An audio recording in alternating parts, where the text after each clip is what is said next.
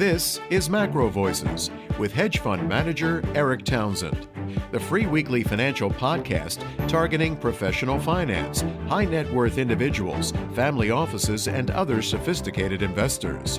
MacroVoices is all about the brightest minds in the world of finance and macroeconomics telling it like it is, bullish or bearish, no holds barred. Now, here are your hosts, Eric Townsend and Patrick Ceresna. MacroVoices episode 345 was produced on October 13th, 2022. I'm Eric Townsend. This episode of MacroVoices was made possible by Respect Energy, a leading European trader of renewable energy and a one-stop shop for all green energy investors. We've got a longer than usual show lined up for you this week, but it's a good one. First, I'll have an update on our recent uranium episode. Then Tressis Chief Economist Daniel Lacalle returns as this week's feature interview guest. Folks, we really are looking for experts who disagree with me about how bad the macro outlook is, particularly in Europe.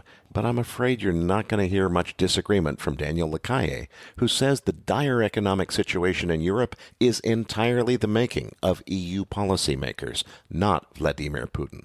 And I'm Patrick Ceresna. Listeners, be sure to stay tuned for our post-game segment after Eric's feature interview with Daniel Lacalle when Eric, Nick, and I discuss the S&P 500's reaction to inflation numbers and touch on the technicals on oil, gold, and the dollar. Now, Eric, before we move on to the feature interview with Daniel, let's cover crude oil. EIA inventory was delayed a day this week and hasn't been released when we recorded this week's podcast, so we'll skip the inventory data this week. What else is going on in the oil markets? Patrick, the news has been coming in waves, and last week the big story, of course, was the OPEC Plus production quota cut, which most people perceived as a production cut, although that's not actually what it was, as we reported last week. This week, it seems like the China COVID is getting worse news is what's driving the market. We also had another spike down on the CPI print this morning. Now, I'm still leaning toward the bottom is in, but anything's possible with this news flow. There's also this resurrected NOPEC bill, which was passed this week. Frankly, folks, this is complete nonsense. I can't tell if they believe their own bullshit or if they're just trying to make it look like the government's doing something to be tough on Saudi Arabia into the midterm elections. The NOPEC bill has been floating around for I don't know how many years now. The essence of it is, look, we would like to be able to control what people in other countries not under our jurisdiction do. And obviously, the most basic principle of the rule of law is the concept of sovereignty, that one nation does not have any authority over what other nations do. Unless, of course, you're the United States and you think you're in charge of the entire world. And in this case, what the United States has done is passed a law saying that it is illegal for people in other countries to do things that are outside of the U.S. jurisdiction, but we're going to pass a law anyway because it sounds good and it, makes us look good into the elections. I guess that's the logic. I don't know. I think it's only going to make the situation worse. Obviously, the United States government doesn't have any authority to pass a law that says it's illegal for Saudi Arabia and Russia to cap their own production in order to manage the price of oil. So it's just a remarkable example of arrogance on the part of the American government that I fear is only going to exacerbate the animosity and difficulty that exists between various nations in this oil market. We have a situation here which is entirely the making of U.S. and European policymakers. Vladimir Putin definitely did a very bad thing when he invaded Ukraine, but the energy crisis was created by Western policy, not by Putin. I also spoke to our good friend Dr. Anas Al-Haji this week. I speculated last week that perhaps what Saudi Arabia was doing was trying to discourage China from refilling its strategic petroleum reserve. Dr. Al-Haji agrees with me that OPEC Plus is likely to manage markets in the future going forward in order to discourage other countries from making large refills of their SPR. Maybe they'll pass a law even though they have no jurisdictional authority to do so. Oh, no, that's only the U.S. government that does that. Never mind. But what Dr. Al-Haji clarified, and it made perfect sense when he said it, is actually the message to China was much simpler than that. It was just buy your oil from Russia. We're we're going to sell ours to Europe. Why should partners like Saudi Arabia and Russia compete with one another when the European Union has already sanctioned Russian oil? Why not just encourage China to buy their oil from Russia so that Saudi Arabia can sell its oil to Europe and nobody has any competition? Now, to my thinking, the real message here, and it's a very important one, is that OPEC Plus is done playing nice with the White House. The alliance between Saudi Arabia and Russia is stronger than the alliance between Saudi Arabia and the United States. And I think that can only be bullish for oil prices, but it's not being perceived that way by many market participants. Eric, you mentioned an update on the recent uranium episode. What's the story there? Well, Patrick, the uranium bugs in the MacroVoices community are a really tough audience. They tore me to shreds on Twitter over that Mike Alkin interview. They thought that I asked novice questions and didn't go deep enough on the uranium price cycle, which Mike Alkin has done a huge amount of research and work on. Hey, listen, guys, I'm learning, and frankly, some of you uranium guys are so into this, you forget that even our institutional listeners really need to start with the basics. A lot of us have not been paying attention to the uranium market because it's been uninvestable because of this ESG movement. I think that tide is definitely changing. I think we're going to see a lot of institutional interest in nuclear, and I think we did need to start with some fairly basic questions. But since you guys just love to analyze all things nuclear and rip their deficiencies to shreds on Twitter, I have a mission for you, because something else that came out of that interview is I was contacted by a company called Micronuclear Technology that has just this week, actually Wednesday of this week, announced their new product, a molten salt nuclear battery. Now, the principals got in touch with me after that Mike Alkin interview. The guy I'm talking to is called Richard McPherson. He's a former U.S. representative to the IAEA, that's the International Atomic Energy Administration. I thought that the pitch sounded great, but frankly, I will admit to being novice at microreactor technology, and it was interesting for me to learn that there's as many as about 70 different designs floating around for modular nuclear reactors that use various different technologies to improve on the old light water reactors that were built back in the 1970s. So what's the sales pitch? Essentially, what they're saying is this molten salt uranium reactor gives many of the same benefits that Kirk Sorensen has pushed on the liquid fluoride thorium reactor.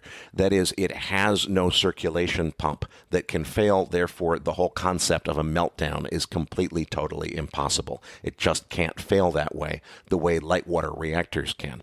But it still uses uranium rather than thorium as its fuel, and that's very important because there just is no regulatory structure to build thorium-powered reactors. We need to stick with uranium because that's what the government is capable of regulating and controlling.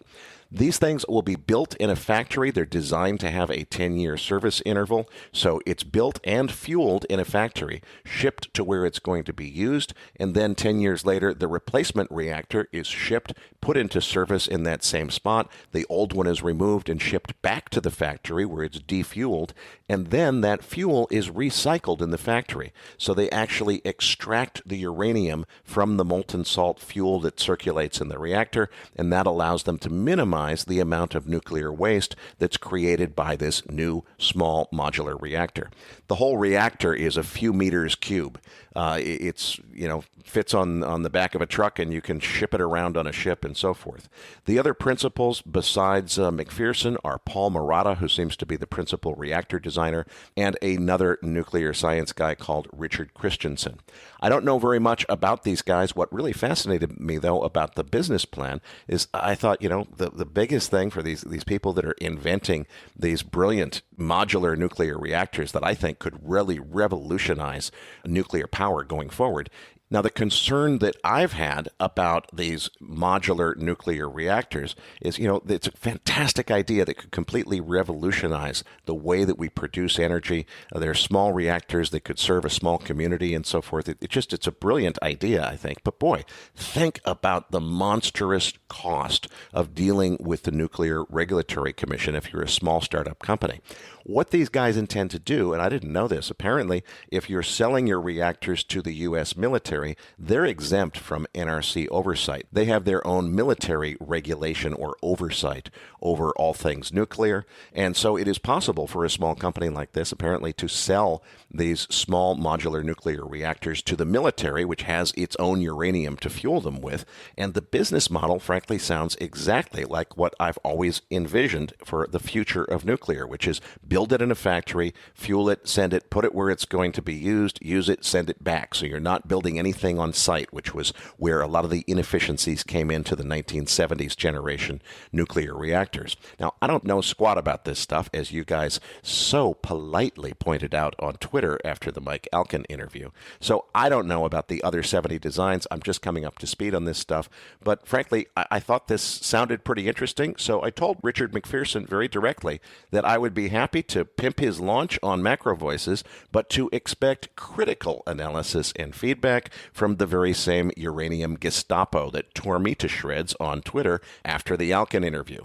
McPherson said, bring it on. They want criticism. They want to have people look at this and tell them what they like and what they don't. So check it out, micronucleartech.com.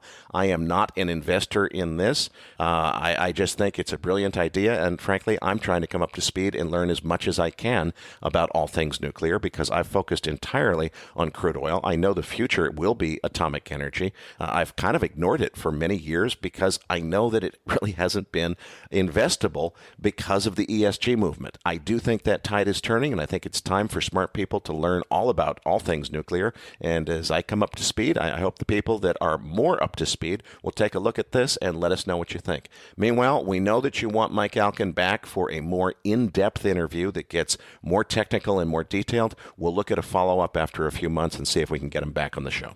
This week's feature interview guest is Tressis Chief Economist Daniel Lacalle. Eric, why did we get Daniel back on the show this week? Well, Patrick, we have been looking for opposing views, but not from dummies. We don't want to get sell-side guys that don't know anything. We're looking mostly for buy-side analysts that know what they're talking about. And as much as we have a tremendous amount of respect for Daniel Lacalle, his views are not so opposing. I think he's very much on the same page as I am. I let this interview run long intentionally. It runs almost an hour. He was just on fire, I thought, and as we hit the usual cutoff point, I just wanted to let him continue. So we've got a longer show as a result, but I think you're going to really enjoy this interview. Eric's interview with Daniel Lacalle is coming up as Macro Voices continues right after this message from our sponsor.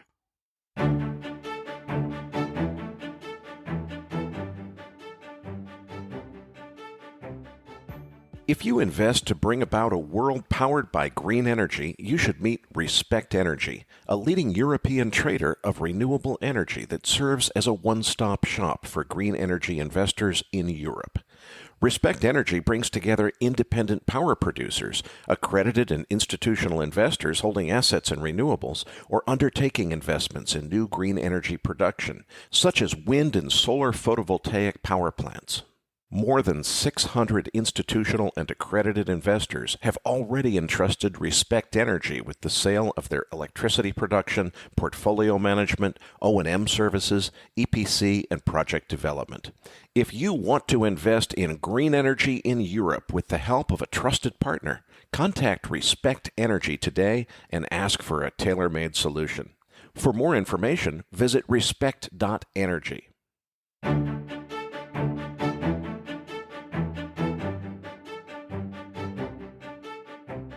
And now, with this week's special guest, here's hedge fund manager Eric Townsend.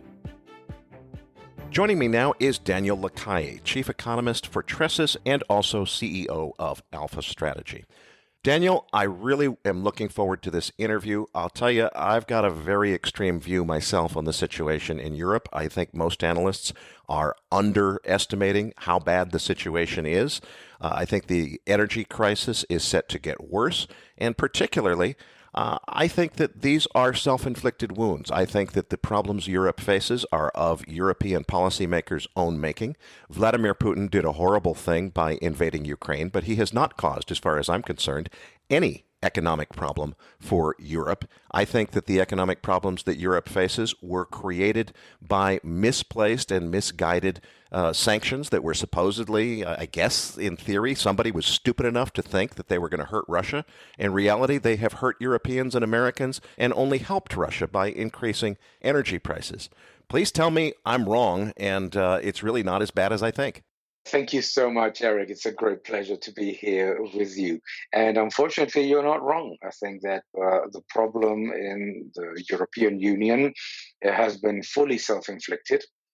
The European Union was already coming from not a particularly good recovery. The recovery was much slower than that of the United States or other developed nations. Also, in terms of productivity growth, very, very poor. So that in itself was a bad start. But when the Ukraine crisis started, the European Union seemed to be implementing a number of measures that seemed to forget that the world exists and that that you cannot basically isolate Russia because there's an entire East to which it can continue to sell its commodities. So the sanctions that were implemented were, I think you've said the word misguided, which is completely correct, were basically implemented from a perspective of thinking that they would have no boomerang effect on the European Union, which was a mistake. And second, that they would have a massive impact on the Russian economy without any outlet or without any improvement coming from higher demand from Asia, China, India, etc. So basically, most of the measures were implemented believing that the European Union could have some sort of a policy change that would make it inevitable for the Russian economy to collapse and without any impact or any significant impact on the European economy. More importantly, when the European Union decided to implement restrictions and measures against Russia in terms of natural gas, what I find absolutely amazing is that they didn't look at the reality of the supply and demand situation in the European Union because the European Union cannot offset the loss of natural gas supplies from Russia. It's the so-called dependency on Russian natural gas was a political decision, and it cannot be changed from one day to another, even less so with renewables. So the problem in the European Union right now is massively high energy prices for any U.S. citizen. I just came back from Arizona, and for any U.S. citizen, the prices that we pay for energy are not even something that they would even think of in their worst nightmare. But not just the price of energy, is that the economic slowdown was already evident before the Ukraine crisis, that the policies implemented after COVID-19 were actually very negative for growth, and that the European Union doesn't have the technology advantage that China or the United States have in order to cement a different type of future. So it's a very difficult situation. It's much worse than what people perceive. When I see some of the macroeconomic estimates for the European Union for 2022, and particularly for 2023, they are clearly ignoring that this is not a winter problem. This is a long-term problem. I just want to insert a note here for our listeners. Folks, please notice the more smart guys we get on the show, the more that I try to challenge them with, hey, look, I admittedly have crazy views. I know they sound really extreme. Tell me why I'm wrong. And you listen to a Dr. Anas Al-Haji, expert on energy, say, no, it's actually worse than you think, Eric. I told Dr. Pippa Malmgren, who worked in the White House as a presidential advisor, what should I make of another guest telling me that World War III is coming? And she says, did you read my post saying World War III has already begun? Now, Daniel Lacalle is clearly an expert macro guy in Europe, saying the same thing I'm saying, which is the situation is worse than most people think. Sorry, Daniel, I just wanted to really get our listeners thinking about the trend here, because you're not the first really smart MacroVoices guest to say the situation is worse than the consensus seems to understand. Let's talk about this energy crisis and how we got here, because honestly, I don't get it. You had on television, you had even George Soros saying, look, oil is fungible. You can't try to restrict, it's not going to work. It doesn't make sense to me, or I guess what I'm trying to figure out is it actually possible that European policymakers are stupid enough in the face of plenty of advice that these sanctions were ill-conceived and were going to boomerang? Were they just virtue signaling, trying to make their constituents make it look like they were doing something? Or do you think that EU policymakers were actually foolish enough to believe that these sanctions were going to work? It's a great question, because obviously it's very difficult to know, but I think that there were a number of telltale signs that showed that they actually thought that they were going to work and that China would come and join them. So pretty much like with energy policy, European Union leaders thought that if they started very aggressive sanctions, the United States would obviously join, the UK, which is not in the European Union now, would also join. But I think that they were in some way certainly foolish to think that China, India, and other countries would also join those sanctions. And I think that was the big mistake, because you can implement sanctions. You can implement financial sanctions against individuals, against companies, and one can understand that.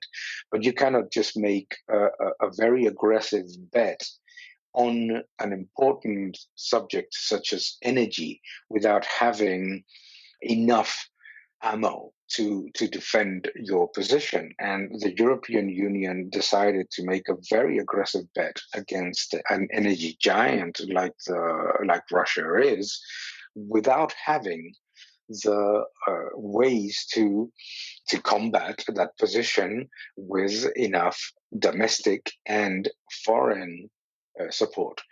And I think that this was clearly and it comes also from a very political view about energy, which is the following. Many European leaders actually believe that you can simply switch off natural gas and oil consumption and start using wind and solar, and that everything is going to be exactly the same. Well, it is not. Wind and solar are great, but they're intermittent and they're volatile and they're unplannable. So it's impossible to offset baseload energies, baseload technologies, nuclear, natural gas, oil, etc., and think that everything is going to be solved by renewables, but even less so with the way in which the energy matrix is constructed in the European Union. So that was clearly a problem. The other problem, I think, is that many European Union leaders believed this war was going to be a very short one. So they thought that implementing sanctions without really knowing what side effects or what negative effects that would have on the European Union economy would have a devastating enough impact on Russia to stop the war by June. Because a lot of people that I've spoken with, and politicians, etc., were absolutely convinced that by June everything would have ended. Obviously, that was not the case. Obviously, that was a very optimistic view about the Ukraine crisis, and certainly now it's very, very difficult to change that policy, because politicians, as you very well know, once they've implemented a policy, they will do anything to defend it, even if it has proven to be incorrect. Well, let's really dig into that last point because, as you said, I agree with you that it seems that they badly misjudged the response of other countries, particularly China and so forth. But, I don't see any evidence that they've learned any lesson from this. Even now, with the situation, even after the Nord Stream pipeline sabotage has occurred, you've got, I think, a serious conversation going on in Germany where there are actual grown-ups saying, well, scratch our heads. Maybe we should extend the life of our nuclear plants, but gosh, we were really committed for our green agenda to shutting them down at the end of the year. It's a tough decision. What should we do? I mean, the notion that they're even thinking about doing anything other than maximizing the use of all assets that they have seems crazy to me. Oh, yeah. I don't get it. You don't get it. I don't get it. As I said, I just came from a trip to Arizona. Nobody gets it there either. It's unbelievable. But I come back to the way that we started the conversation, Eric, is that it's worse than what you just mentioned. Because think about this. Germany is in the worst energy crisis ever, not seen in the First World War and the Second World War. Worst energy crisis. Okay.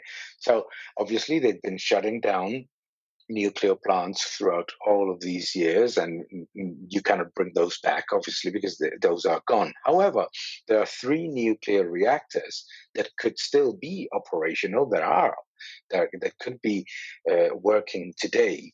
Yet the government puts them on standby. Think about this.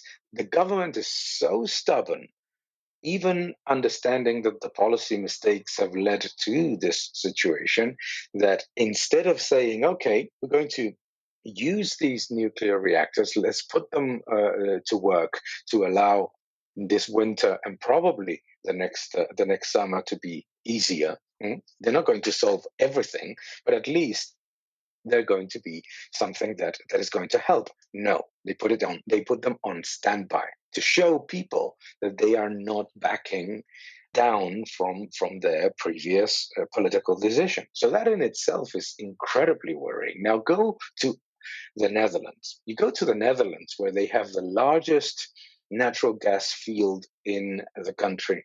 And instead of putting that natural gas field to work, investing, and obviously compensating the citizens that live in the surrounding areas, because it's much cheaper than importing LNG from the United States, etc. No, they decide to continue with the phase out process of the field. So this is a clear case of politicians finding abruptly that their energy decisions have been incorrect and extremely dangerous in a situation of international crisis, and continuing soldiering on with those decisions without any change. In Spain, for example, the Spanish government, the same.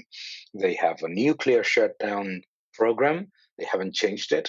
The phase out of the nuclear plants is continuing. So I come back to the point: is that they seem to be content with the idea that, okay, we will shut down demand, we will force customers to shower at colder temperatures, or not use heating. That is better than to admit that we were wrong about nuclear, that we were wrong about domestic gas. Think about this, Eric. 15 years ago, which is yesterday, the European Union produced more natural gas than what the Russian energy complex exports today. This is insane. Yet nobody is having a thoughtful discussion in the European Union, and this comes back to all the political landscape. It's not just the left or the right. It's both sides. Nobody is saying, look, we made a huge mistake. We need to develop our own resources. We need to strengthen our security of supply. We need to have all technologies working. And while we continue to invest in renewables and we continue to invest in clean energy, which is absolutely fine, we need to understand that energy policy has to be based on two things, which is affordability and security of supply. And those two pillars of energy policy have been completely abandoned and ignored by the political landscape in the European Union. Daniel, let's talk specifically about Germany and the situation there. You know, the way I thought this was set to go down was, okay, they're going to talk tough and we're going to get tough with Russia. Politicians say what the voters want to hear. And then when the weather gets cold, somebody's going to cave. They're going to make a deal with Russia. They're going to turn Nord Stream back on and they're going to get their gas. Then someone sabotaged the Nord Stream pipeline. Now, Senator Dick Black, the Virginia Republican who served in the U.S. Senate through 2020, has a video out this week on YouTube in which he explains his background as a former criminal prosecutor and says, look, I'm trained to think in terms of means and motive, and to do such a sophisticated attack on that pipeline, it really looks like one of two things has to be true. Either the United States did this or the United States helped someone else, such as Ukraine or Poland, do it with United States military assistance. There's even some Flight Radar 24 tracking where a bunch of U.S. military helicopters were circling over the area where the bombing of the pipeline happened before it occurred. They had traced back, the serial numbers are figured out somehow from the flight tracking data, that U.S. military had aircraft actively operating in the area before that attack occurred. What would it mean if it were proven that the United States either was responsible for this or aided and abetted someone else in blowing up the Nord Stream pipeline? It seems to me that that would permanently damage U.S.-German relations, and I think it should, frankly. I think that it puts Germany in an incredibly perilous situation. You know, German people don't deserve to freeze to death because politicians can't seem to work out a deal. Am I missing something, or how would you interpret the implications if it turns out that the United States helped to facilitate this attack on Nord Stream? If it's obviously proven, it's going to be a huge blow to the position that the European Union maintains with the United States. However, I think it's very unlikely that we will see a big shift in the way in which Germany and the rest of the European Union countries have, even if this piece of information was proven to be true, it would be very difficult for the European Union to radically change their position toward the United States for a very simple reason, is that the European Union decided many decades ago to subcontract its security to the United States, and they don't have any alternative. So there's no alternative. The real problem here is not dissimilar to the dependency on Russian gas. The dependency on Russian gas was a political decision. The German government perceived that having a strong dependency on Russian natural gas was, on the one hand, and that was absolutely true, a cheap alternative, because it was and remains the cheapest alternative in terms of energy consumption for Germany, much cheaper than solar and wind today. Obviously, we will see what happens in the future. And because also it was perceived that developing strong commercial relationships with Russia would facilitate an improvement in the way in which the political situation would develop in terms of the different political views of the governments, and that was a mistake. But in the case of the United States and the European Union and NATO itself, I don't think that there's any alternative. I don't think that there's any alternative because I think many years ago, I think it was President Trump, but also President Obama mentioned it, was that the position in terms of defense of most European Union countries and Germany in particular is so weak that there's no other option. So it would definitely create a gigantic diplomatic problem, but not something that could lead easily to decisive actions that would radically change the current position. So it's a very difficult one. If it is proven to be true, I can tell you that it would generate a tremendous level of discontent. But obviously, very difficult. It's a very, very difficult one to answer, to be fairly honest. Let's talk about where this whole situation is headed in terms of Europe's future. It seems to me like the energy crisis is only set to get worse. I don't see policymakers changing direction. As you say, they're, if anything, just trying to defend their policy mistakes rather than correcting course. I predicted early in the summer that Putin would wait till October or so and turn the gas off. Turns out he did it in September. I didn't see the pipeline being taken out happening, but that's, the option to turn it back on now after negotiation has been eliminated, apparently intentionally by someone, a state actor. It seems from everything I'm hearing, it would not be possible for anyone other than a state actor to have done this attack on the pipeline. That's going to create, I'm sure, more hardship than most people realize is coming for Europe in the next 2 years. How much hardship is that? Are we talking about existential threat to the European Union and or the currency?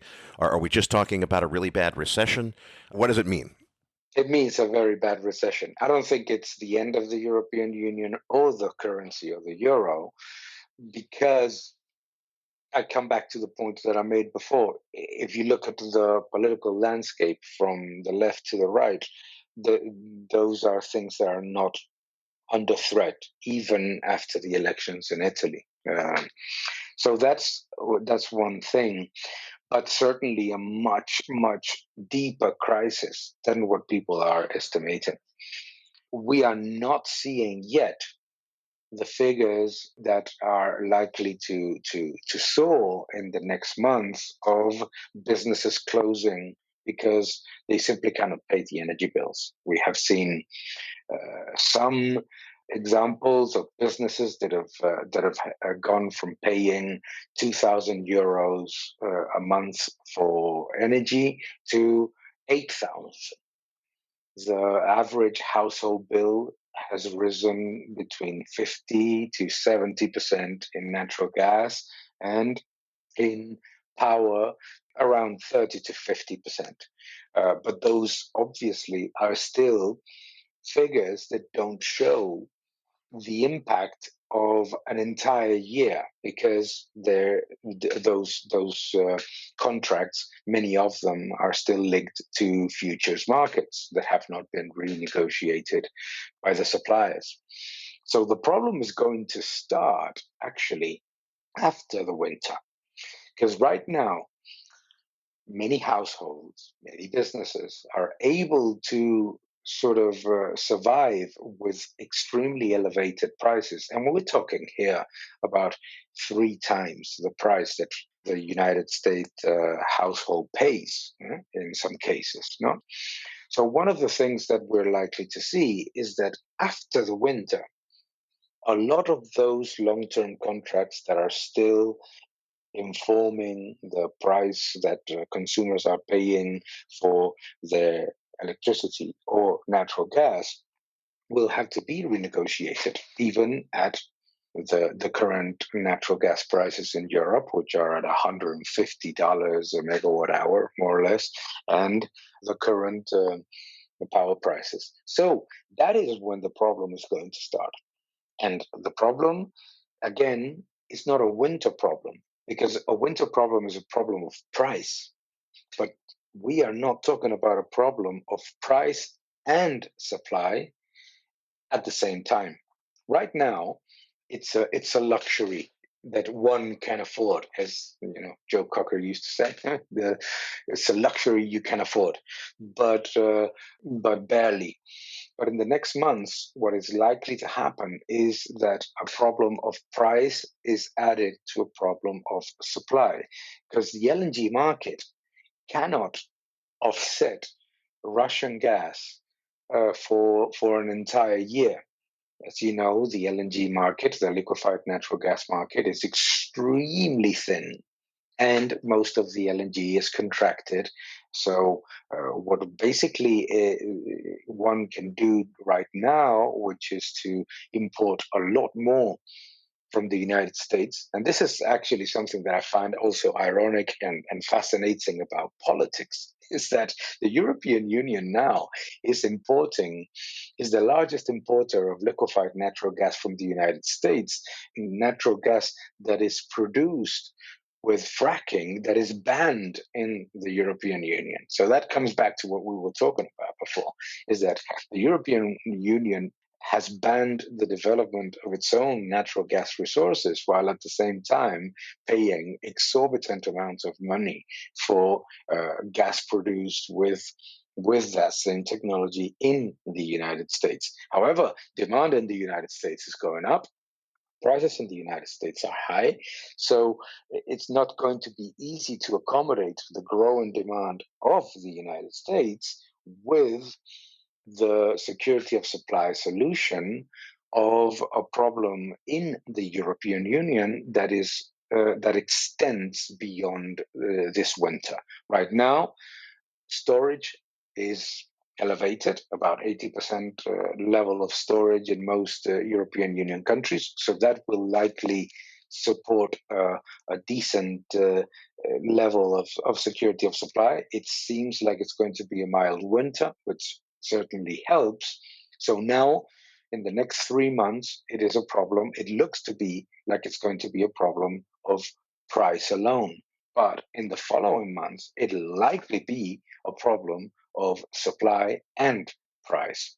And that means businesses closing, unemployment rising, industries leaving the European Union because they simply cannot continue to work with the elevated levels of price.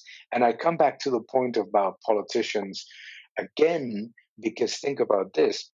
Yes, natural gas prices soaring, electricity prices soaring, absolutely. But the average household pays about 70 to 75% of an overall bill in taxes and surcharges. So politicians haven't changed any of that, even on the face of a wave of bankruptcies in businesses and a rise in unemployment. Let's talk about that policy response, because it seems to me that in Europe and to some extent also in the United States and in the UK, the policy response seems to be, we got a serious inflation problem. And as Joe Biden put it, you got to credit the man with the quote that I'll never forget. You don't have to worry about the inflation because we're going to pump so much money into it that it won't matter. President Biden obviously showcasing his PhD in economics from Fred Flintstone University. Liz Truss seems to be even stupider than Joe Biden when it comes to understanding inflation. They want to use subsidies, handouts, in order to solve what really is a problem where they need to focus on demand destruction.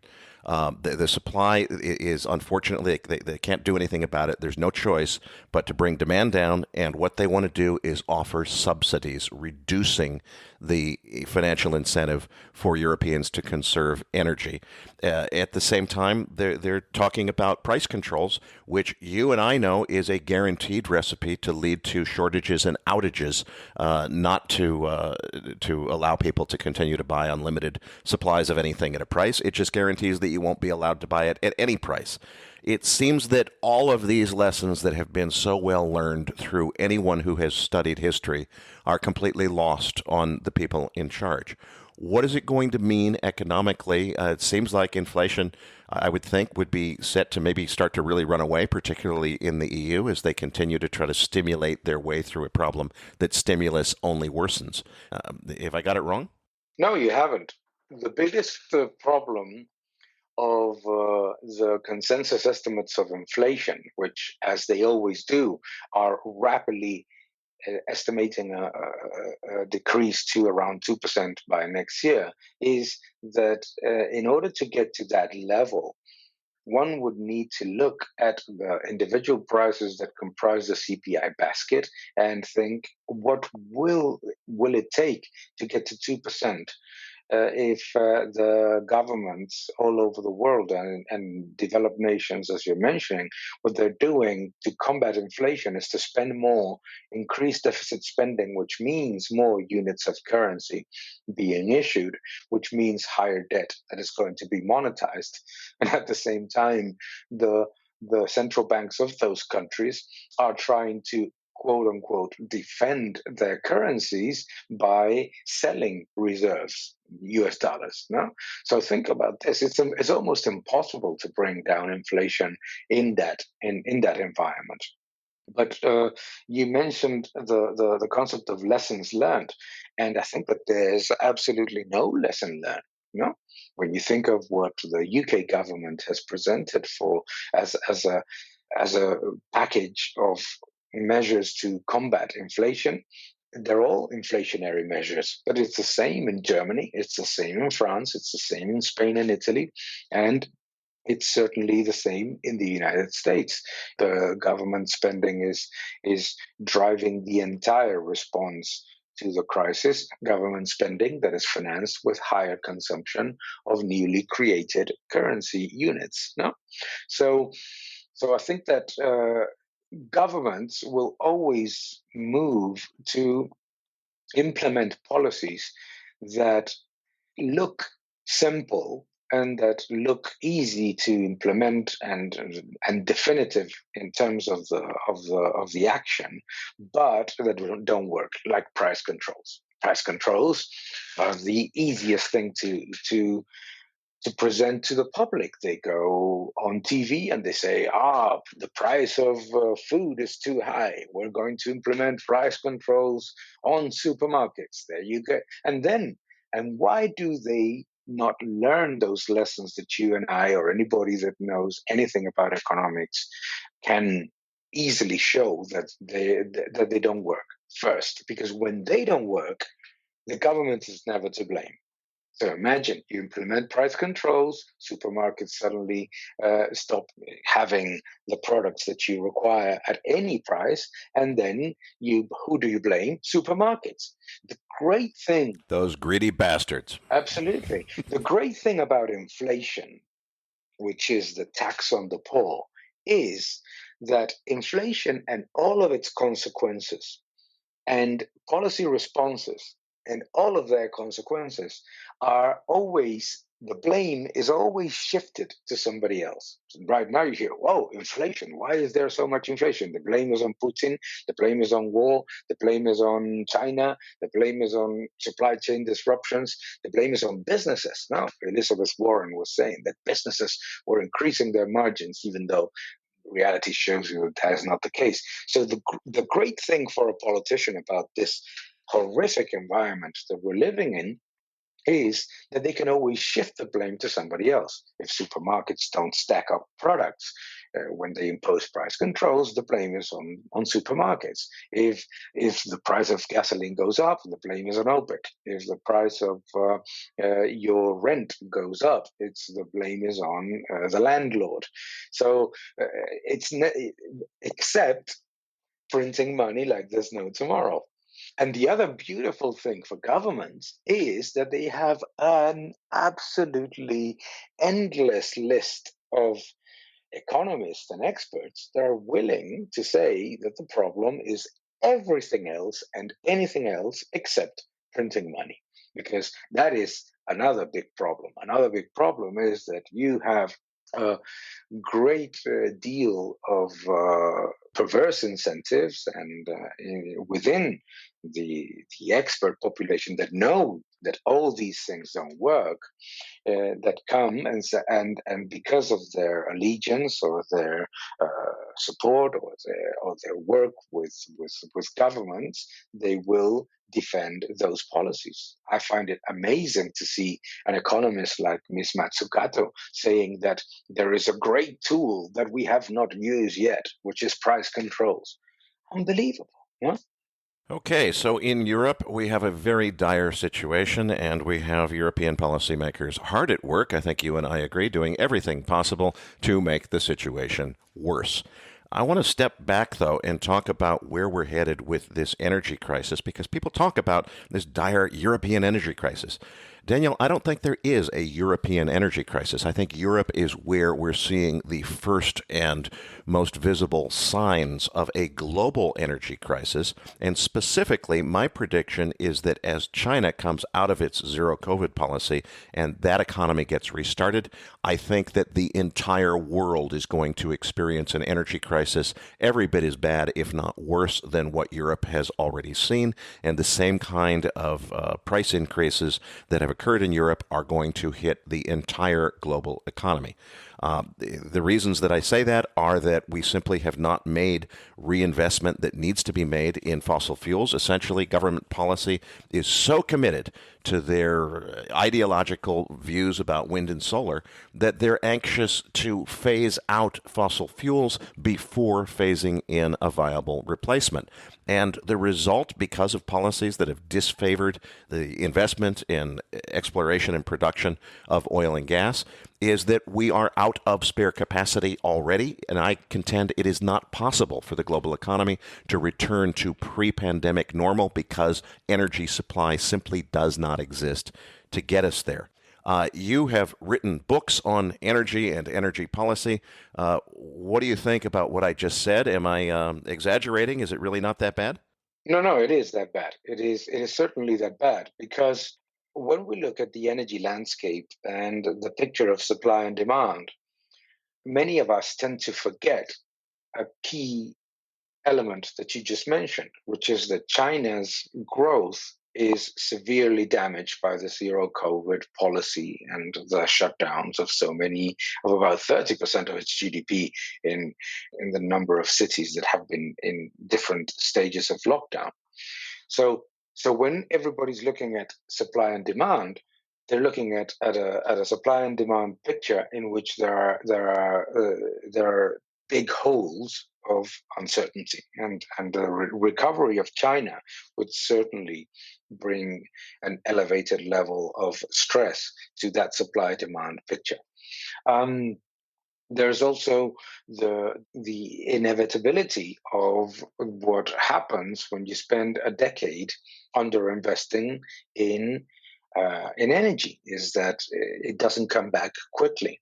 And there's about 650 billion a year underinvestment in fossil fuels that is essential not just to attend the current demand, but also to maintain a flow of natural gas and oil that is enough to avoid significant shortages in the near future.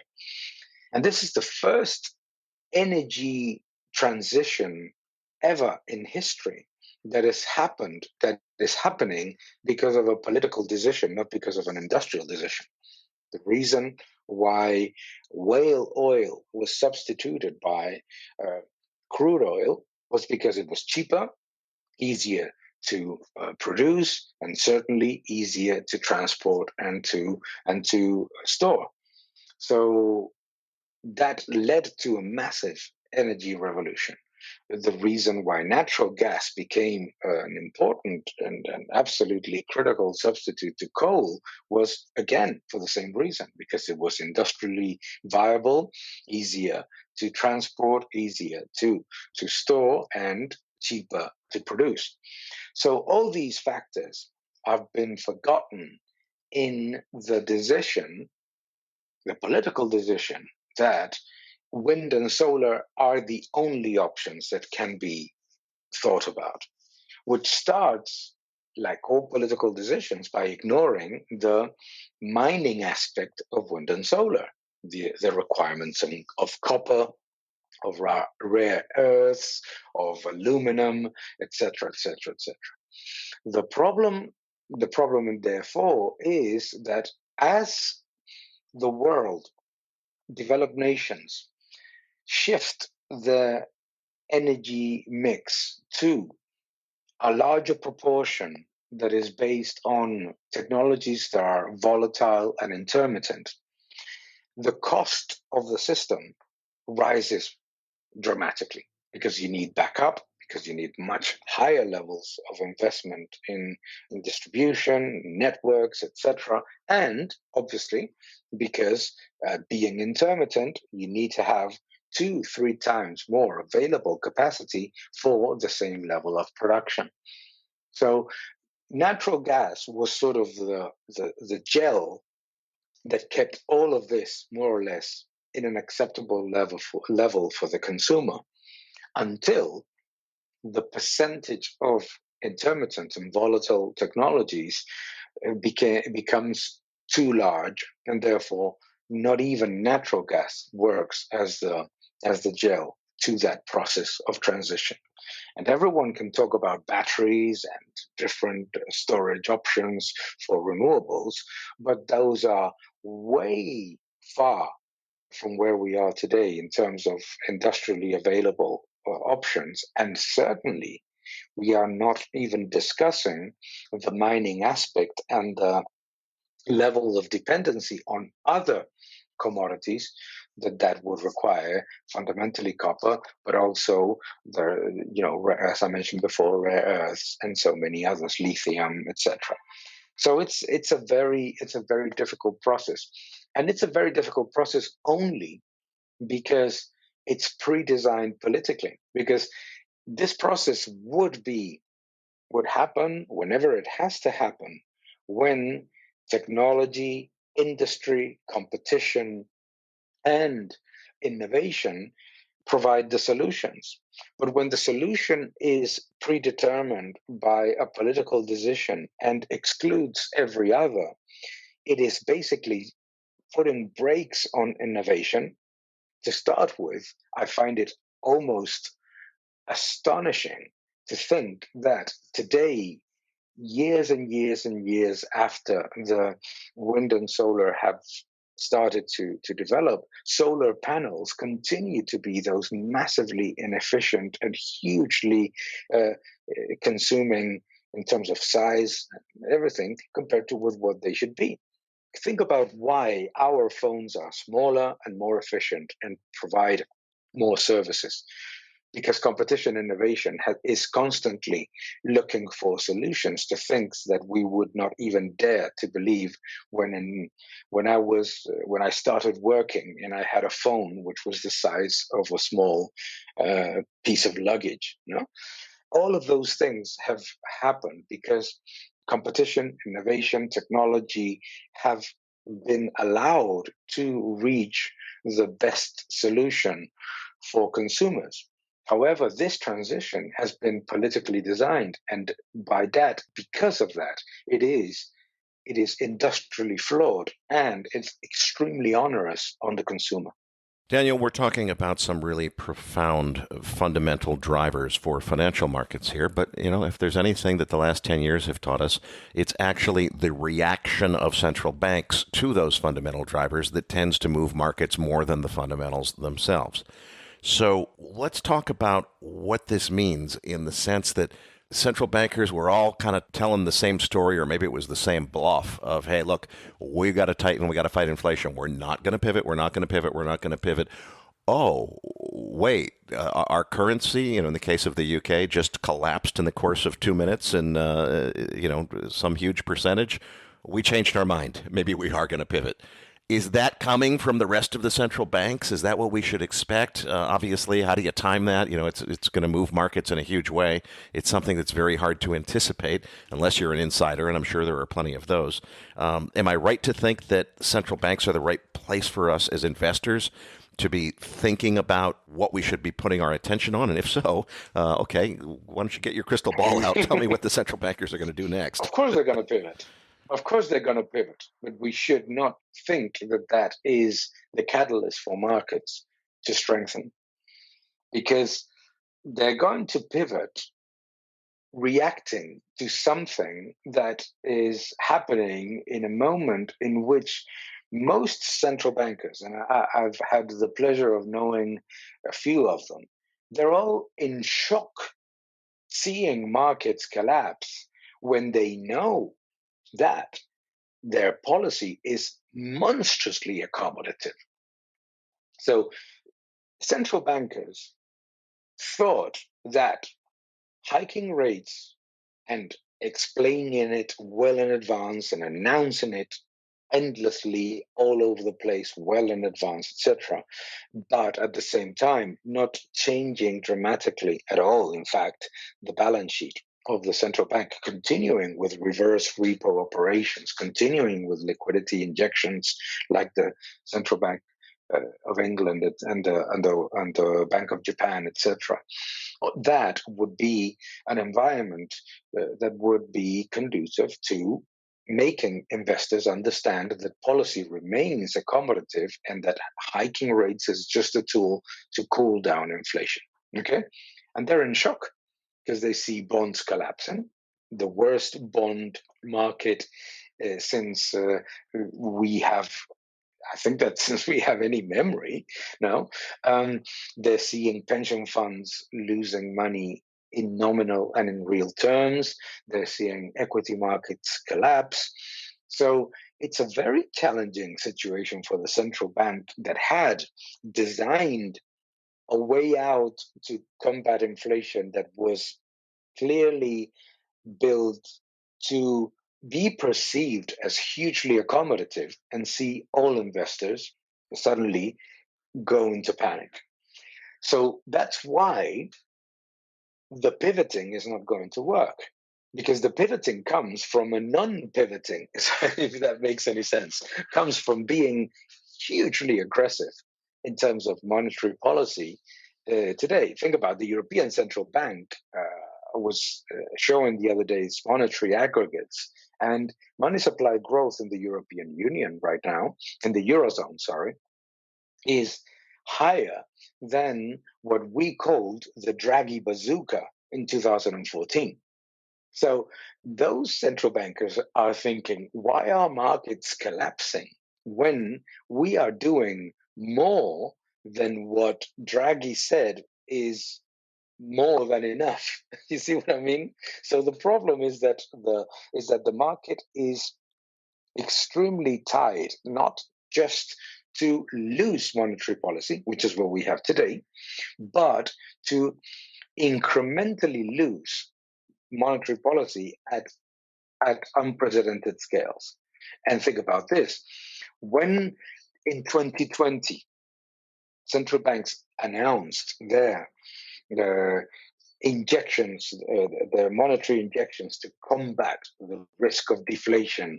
To combat the risk of deflation when you have everybody in lockdown in itself is such a level of stupidity that doesn't even start to come into the radar. But that's another topic. But think about this.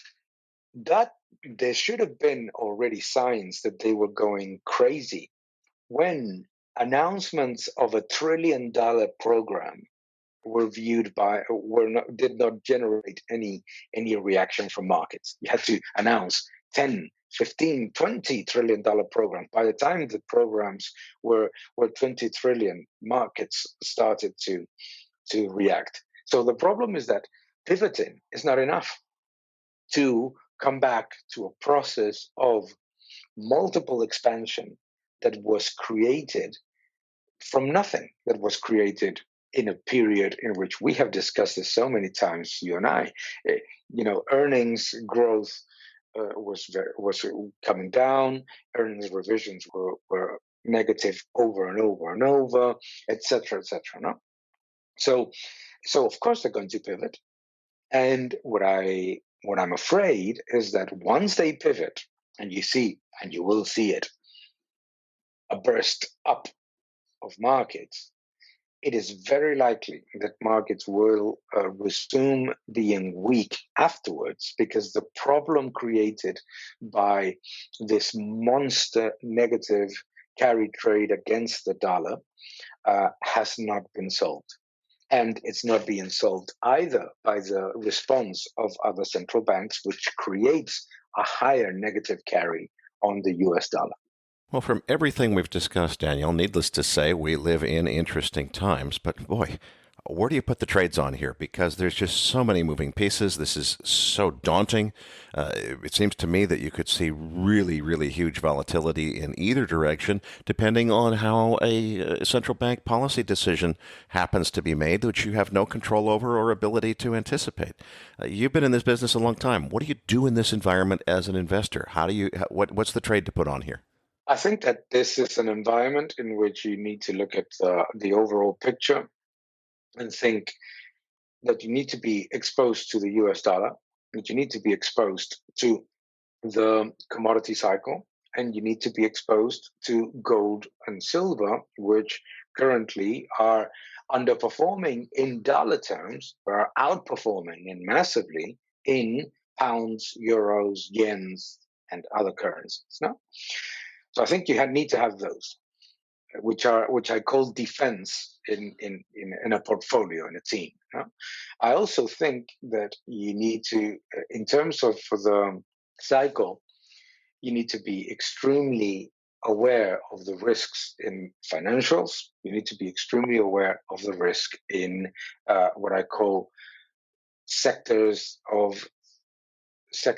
that are so-called strategic or that have position rent, because those are going to be the ones that will be penalized by policy. So utilities, telecoms, you need to be very, very, very aware of the risk of government intervention and government restrictions in those sectors. No? And so if you stay away from financials, stay away from the retail side of utilities and the retail side of telecoms, there are plenty of good opportunities, even in technology. Everybody's looking at the NASDAQ collapse, but in technology, if we look at artificial intelligence, if we look at things that are going to drive the innovation process in the next years, companies that are generating profits today and that are generating good margins today, they're good things to look at. So, and I think that the bond route is likely to continue. So we're not exposed, we're underweight sovereign bonds and also high yield bonds. I think that those are the riskiest side of the bond spectrum. But again, I come back to the point, in investment grade, you're starting to see good opportunities in companies that have good cash flows and strong balance sheets. So, basically, I think what we need to do is to invest in those segments that are least exposed to the monetary laughing gas that we have seen in the past, which is those that need multiple expansion to justify very poor earnings and very poor margins, and those that need monetary laughing gas as well to justify yields that are completely detached from solvency and liquidity reality. Daniel, you mentioned the U.S. dollar. I want to come back to that because a couple of weeks ago I said to our listeners on this show, look, the U.S. dollar index just took a parabolic turn up. What that usually means, what most traders will tell you, is it's time to short it because it's going to be a blow off top and probably a trend reversal. And what I said to our listeners is, yeah, that's probably the most likely case, but I'm telling you, I got a hunch in this case. We should keep a close eye on this because if it doesn't blow off, and particularly if it goes over 120, which was the high from I forget how many years ago, new all-time highs is always bullish for anything. And boy, there's a certain level, I'm not sure where it is, 120, 125, where the U.S. dollar completely breaks the entire global economy.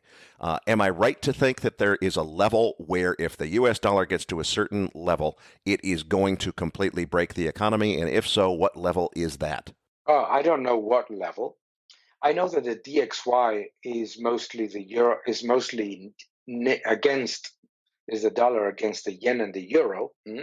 And I don't see anywhere in which the Bank of Japan, the European Central Bank, the Eurozone as an economy, or Japan as an economy are likely to revert the trend that has started in terms of strengthening of the US dollar, weakening of the, which is actually not strengthening of the US dollar because the US dollar purchasing power is coming down. It's strengthening relative to others. So the problem of taking a bet against the US dollar is that you're taking a massive bet against central banks that are actually doing everything that they can to continue to debase their currency. The European Central Bank, the Bank of Japan. Even if they say that they're worried about their currency, they're actually not. Because they continue to believe the fallacy of weaker currency means more exports, which, it's, again, something that doesn't work. But in any case, the other problem is fund flows. To bet on a weakening of the US dollar, you need to bet more than on the Fed pivoting. You need to bet on the increase in dollar-based debt that has happened in the last years, plus the increase in exposure to US dollar trading, commodities, etc., to revert completely. And that is huge. Think about this. You're talking in a world that is about 90 trillion of global liquidity. You're basically making a bet that about 10% of that is going to revert out of the dollar and into weak currencies. And the way to think, and if you're betting on that, you need to think that investors globally are going to find it less risky to be in the euro, the yen, the pound, the Turkish lira, the Argentine peso, you name it, it doesn't matter, than in the US dollar, while the challenges that we talked about in energy and in the currencies of those other economies are higher than those of the United States. It makes no sense to me for a while. Well, Daniel, I can't thank you enough for a terrific interview, but before I let you go, please tell our listeners how they can follow your work. And we do also have a large audience of both accredited and institutional investors who are qualified to invest in hedge funds. For people who want to find out what you do at Tressis, how should they contact you? The best way to contact me is via Twitter. I have my Twitter account is at @dlacalle_IA. DLACALLE_IA. My website, dlacalle.com/EM in English. My YouTube page, Daniel Lacalle in English. So, as I always say, it's easier to find me than to avoid me. So, not a challenge to find me. Patrick Ceresna, Nick Galarnyk, and I will be back as MacroVoices continues right after this.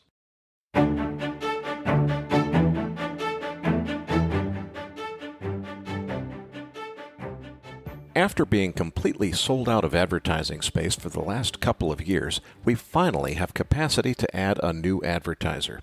MacroVoices has a PodTrack certified global audience of over 170,000 listeners, and each weekly episode typically gets 60,000 to 80,000 downloads. We have more than 20,000 accredited investors who have registered with us as accredited, and we estimate the total accredited investor audience as at least 40,000 accredited listeners, which we believe to be the highest number of accredited investor listeners of any podcast on the internet. We strive to accept tasteful advertising from advertisers whose product is likely to appeal to our audience. So we're looking for another investment or financial services advertiser to fill the space I'm speaking in right now. Mail order Viagra salesmen need not apply. If your company wants to advertise on MacroVoices, please email sponsorship@macrovoices.com for more information. Now let's get right back to the show.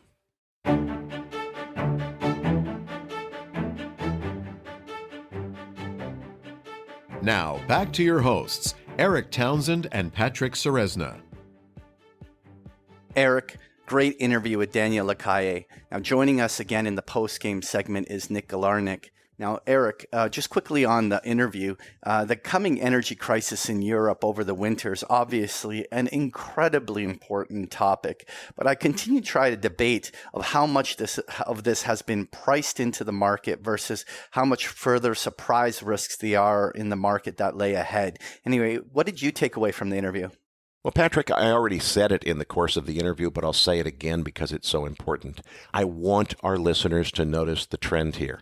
Look, I know that I'm a very skeptical and critical guy. I sometimes am more inclined to see the glass half empty than half full, and we're trying to get people to counter that, to give the other side of the story. We're looking for really smart people who really understand macro, and what we keep finding is that they're not only agreeing with me, but they're telling me in many cases that it's actually worse than I thought, as Dr. Anas Al-Haji told me about the energy crisis. And you heard Daniel Lacalle today saying, look, the problems in Europe are entirely of European policymakers' own making. These are self-inflicted wounds, just as I've been saying here on MacroVoices.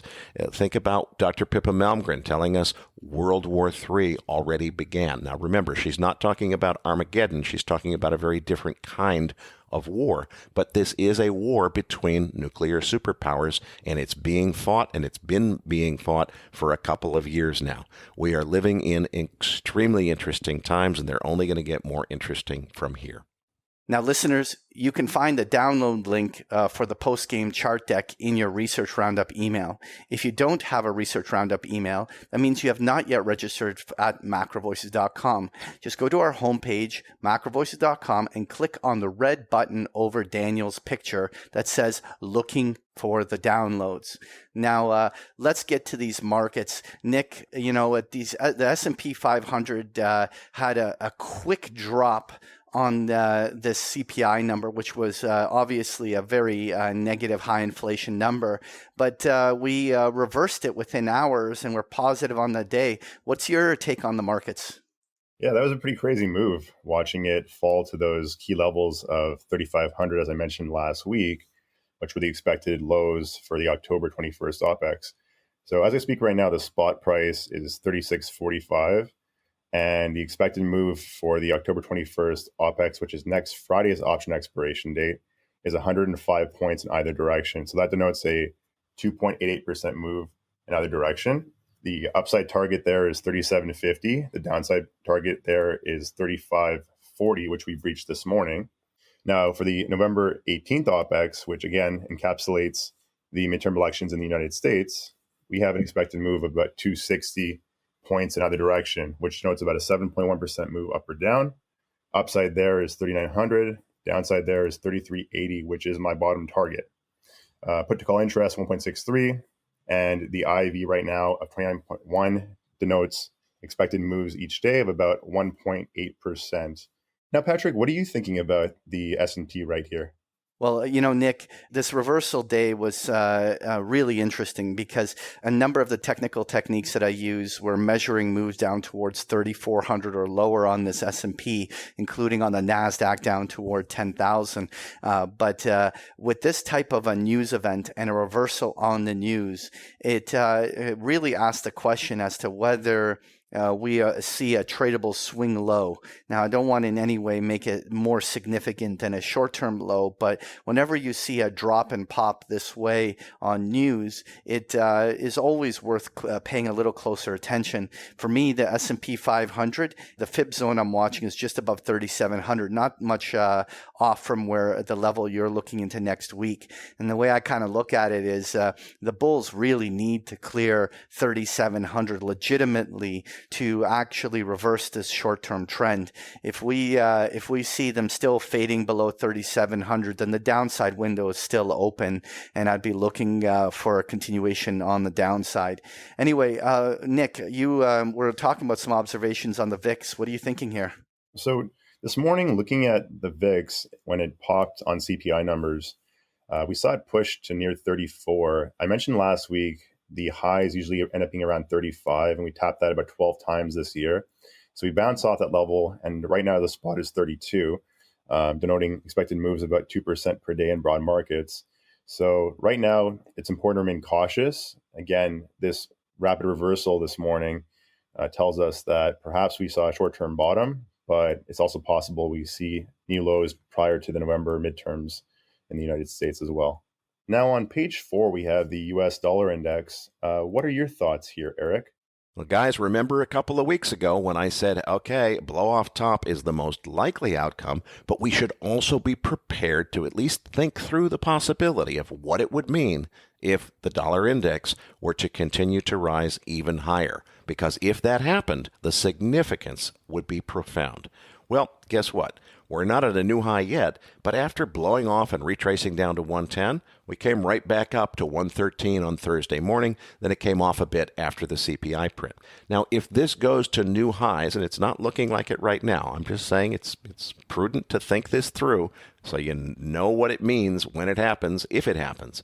If it goes to new highs above where it was, and particularly if it moves to above 120, let's say to 125, that means shit just got real. It means that we're going to see a major breakdown of the global economy. I am not predicting that outcome. It is an outlier. I'm just saying make sure that you're watching closely. If the dollar starts to run away to the upside from here, it means that we've got a really serious problem.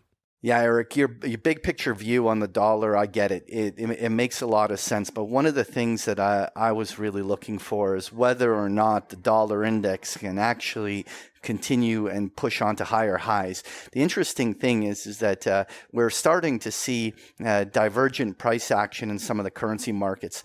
Shockingly, the U.S. dollar yen just continued to advance to new highs, while the Australian dollar and the Canadian dollars remain weak, making lower lows.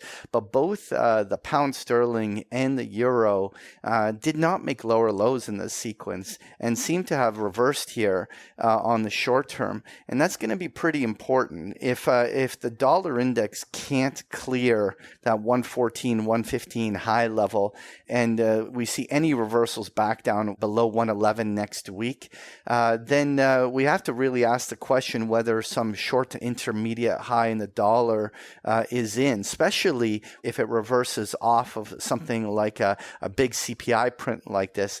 Now, I'm not forecasting that yet, but I'm 100% watching breaks below 111, because that actually would be, in my mind, a genuine short-term risk-on signal. It could send precious metals, many commodities, and even in some part equities higher if that dollar reverses.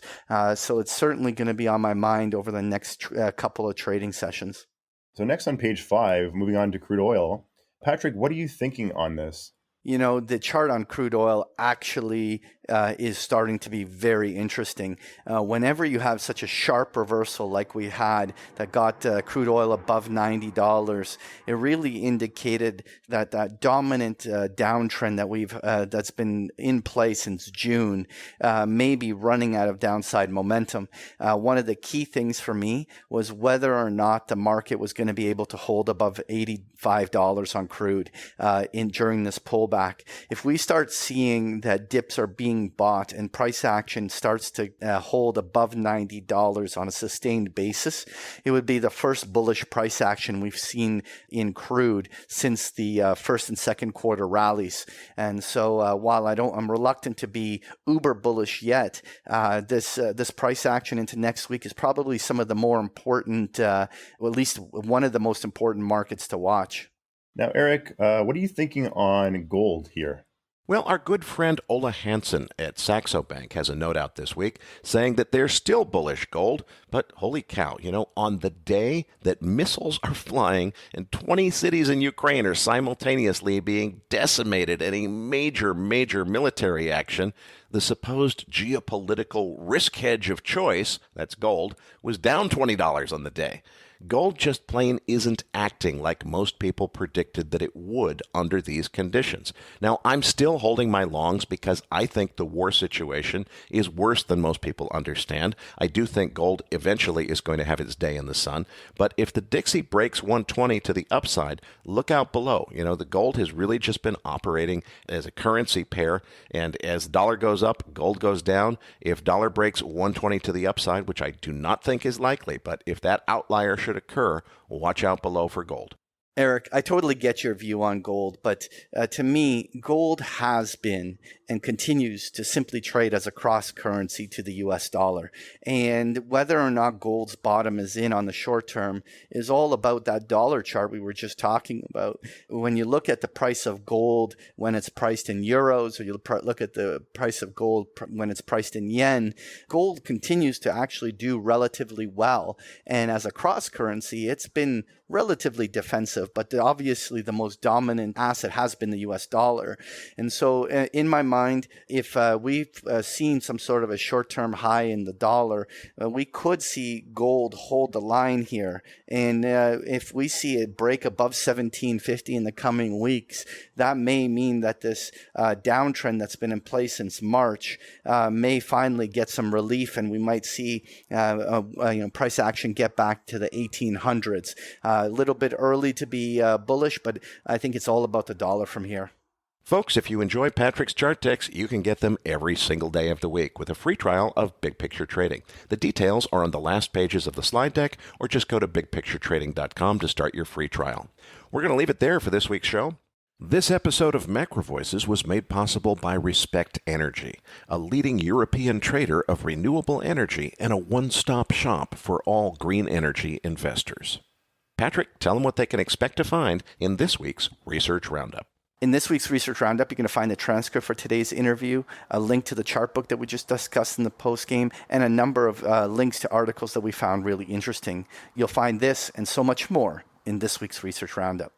That does it for this week's episode. We appreciate all the feedback and support we get from our listeners, and are always looking for suggestions on how we can make this program even better. For those of our listeners that write or blog about the markets, and would like to share that content with our listeners, send us an email at researchroundup@macrovoices.com, and we will consider it for our distributions weekly. If you've not already, follow our main Twitter account @MacroVoices for all the most recent updates and releases, and also follow Patrick @PatrickSeresna. On behalf of myself, Eric Townsend, and Patrick Seresna, thank you for listening, and see you all next week.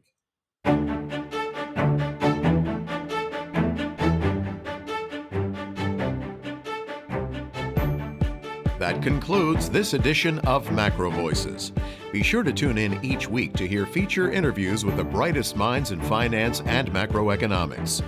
MacroVoices is made possible by sponsorship from BigPictureTrading.com, the Internet's premier source of online education for traders.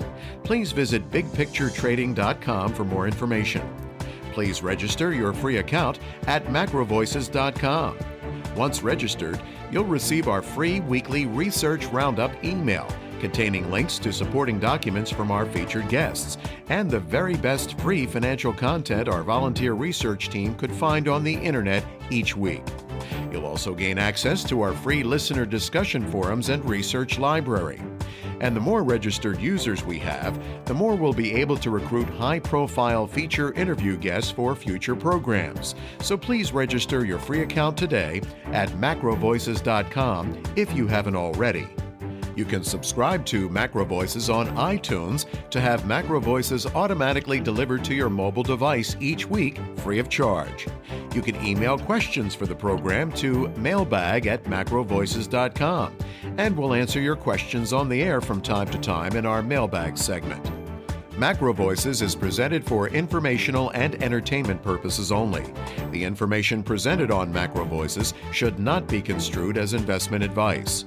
Always consult a licensed investment professional before making investment decisions. The views and opinions expressed on MacroVoices are those of the participants and do not necessarily reflect those of the show's hosts or sponsors. MacroVoices, its producers, sponsors, and hosts Eric Townsend and Patrick Seresna shall not be liable for losses resulting from investment decisions based on information or viewpoints presented on MacroVoices. MacroVoices is made possible by sponsorship from BigPictureTrading.com and by funding from Fourth Turning Capital Management, LLC. For more information, visit macrovoices.com.